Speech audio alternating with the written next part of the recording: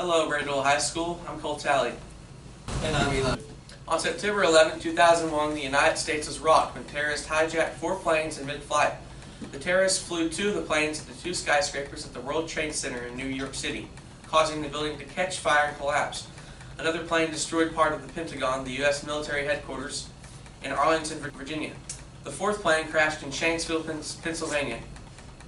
Officials believe that the terrorists on that plane intended to destroy either the White House or the U.S. Capitol.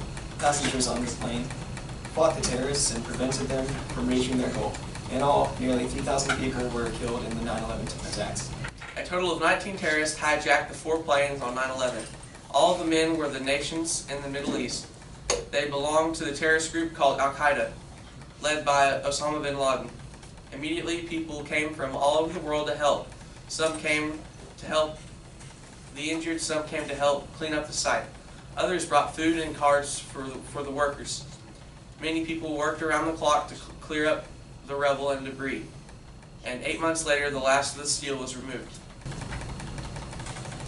In October 2001, the U.S. and its allies invaded Afghanistan. The extreme Islamic group that ran Afghanistan's government, known as the Taliban, was protecting bin Laden and following Al-Qaeda to run training camps in the country. U.S.-led forces soon brought down the Taliban. They are still working to help rebuild and stabilize the nation. Since 2001, many Al-Qaeda members have been captured or killed. On May 1st, 2011, U.S. troops killed Osama bin Laden, where he was hiding in Pakistan. The U.S. invaded Iraq in 2003. Then President George W. Bush and other U.S. leaders believed that the country's dictator, Saddam Hussein, was hiding terrible weapons that could be given to terrorists. Hussein was captured and later put to death in Iraq court. No weapons of mass destruction were found. Following 9/11, the U.S. government took many steps to try to make the country safer. It tightened security at airports and in public buildings. A new cabinet-level department, the Department of Homeland Security, was created. It works to protect the United States from terrorism today. The World Trade Center complex was rebuilt. A memorial opened 10 years after the attacks. A museum opened 1 year later. There had also been a new office building open and a new train station.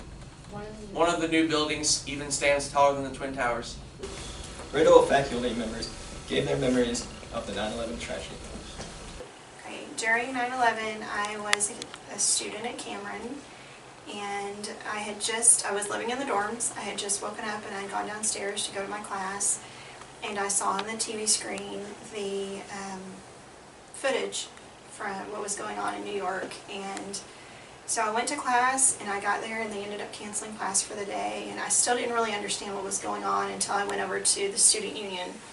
And my friends and we sat down, and we literally for hours just sat there, and we cried and we prayed and we watched footage, and we actually had a teacher here at Brandywell who had family in New York, and so I called here and finally got in here and got some information and found out that he was okay. But I thought that I had friends that had just enlisted in the military, and I knew immediately that our whole world was going to be different from that point on.